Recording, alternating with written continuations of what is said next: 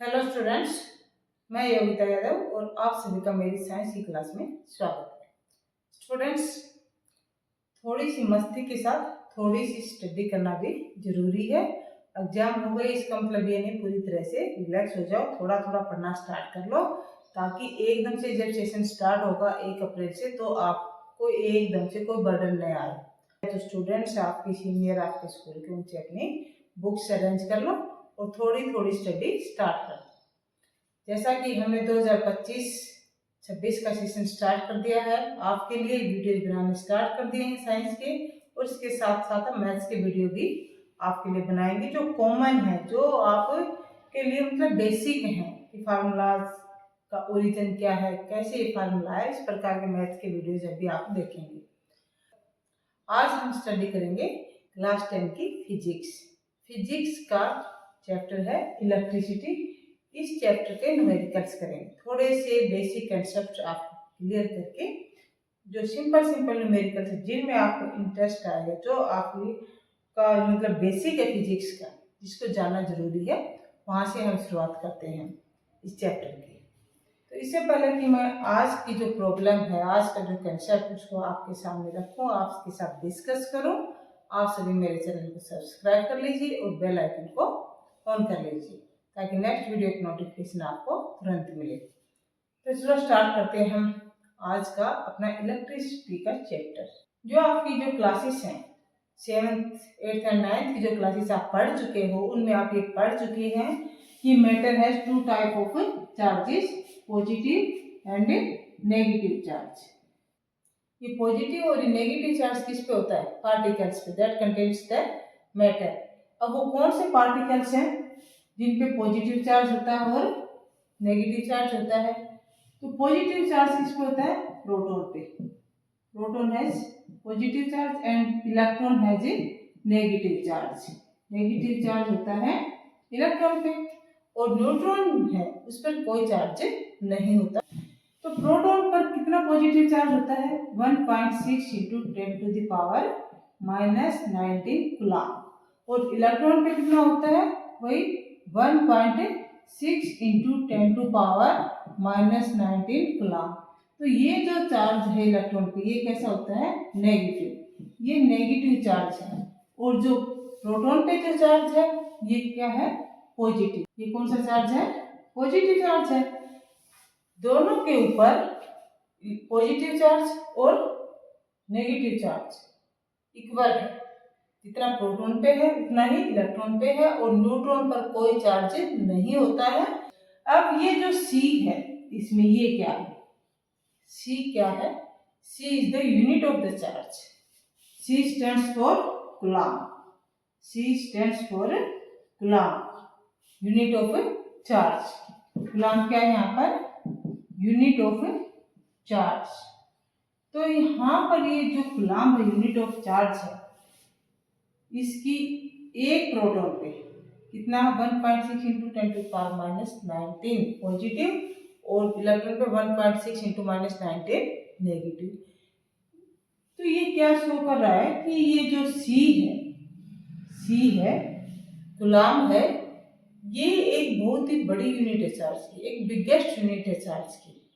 एक जो प्रोटॉन है या एक जो इलेक्ट्रॉन है उसके चार्ज से कंपेयर करें तो एक बहुत ही बिगेस्ट यूनिट है। तो कैसे बिगेस्ट यूनिट है, इसको एक्सप्लेन करने के लिए, इस कंसेप्ट को समझने के लिए हम यहाँ पर एक न्यूमेरिकल सॉल्व करेंगे कि calculate the number of electrons. Calculate the number of electrons constituting number of electrons constituting 1 coulomb charge. 1 coulomb charge कि 1 कूलम चार्ज में कितने इलेक्ट्रॉन्स होंगे? 1 कूलम चार्ज कि 1 कूलम चार्ज हो तो उसमें कितने इलेक्ट्रॉन्स होंगे? कितने इलेक्ट्रॉन्स मिलके 1 कूलम चार्ज बनाएंगे, वो हमें यहाँ पर नंबर ऑफ इलेक्ट्रॉन्स को कैलकुलेट करना है। तो कैसे कैलकुलेट करेंगे? देखिए, अब 1 इलेक्ट्रॉन पे चार्ज कितना है? 1.6 इंटू 10⁻⁻19 कूलाम। तो क्या लिखेंगे 1.6 × 10⁻⁻19 कूलाम हैज 1 इलेक्ट्रॉन। कितने इलेक्ट्रॉन्स हैं? Has electron 1। अब कितना चार्ज चाहिए हमें? 1 कूलाम। और 1 coulomb charge 1 coulomb charge has electrons. कितने इलेक्ट्रॉन्स होंगे? 1/1.6 × 10⁻⁻19 और 1 कूलाम में निकालना है, मल्टीप्लाई बाय 1। अब क्या आ गया? ये हमारे पास आ गया 1/1.6 × 10⁻⁻19। अब ये जो 19 है, 10 की जो पावर है वो नीचे क्या है? 9। अब 10 की पावर यहाँ पर क्या है? माइनस में। 10 की जो पावर है -19 है। हम इसको दूसरे वे में लिखते हैं, इसको ऊपर लेके जाएंगे तो क्या हो गई? पॉजिटिव हो गई। 1 × 10⁻19/1.6। अब इस 10⁻19 को हम इस फॉर्म में भी लिख सकते हैं कि 10 × 10⁻18/1.6। 10⁻18 और 110 यहाँ पे क्या होगा? 10⁻19। तो हमारे पास ये क्या आ गया है कि 10/1.6 × 10⁻18। अब हम यहाँ पर 10 को 1.6 से डिवाइड करेंगे। अब 10 को जब 1.6 से डिवाइड करेंगे, यानी कि इसका डेसिमल हम रिमूव करेंगे, तो ये क्या हो जाएगा हमारे पास? ये होगा 100/16। डेसिमल रिमूव किया तो एक 0 और लगे यहाँ पर, इंटू 10⁻18। अब 100 को हम 16 से डिवाइड कर देंगे। 16 6 जा 96, 4 एक 0 और लगी, 16 2 जा 32, 8 एक 0 और लगे, और यहाँ पर डेसिमल लग जाएगा क्योंकि आगे कोई नंबर नहीं था, इसलिए 6 के बाद डेसिमल। अब 16 5 जा 80। तो यहाँ पर हमारे पास आंसर क्या आ गया है?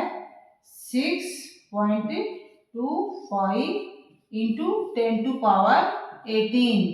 ये क्या आ गया है? इलेक्ट्रॉन्स आ गया है, नंबर ऑफ इलेक्ट्रॉन्स। तो 6.25 × 10⁻18 इलेक्ट्रॉन्स मिलकर जितना चार्ज रखते हैं वो किसके इक्वल होता है? वो होता है 1 कूलाम के इक्वल। वो चार्ज होता है 1 कूलाम के इक्वल। तो 1 कूलाम चार्ज गेन करने के लिए 1 coulomb charge is equal to the charge that has 6.25 × 10⁻18 electrons.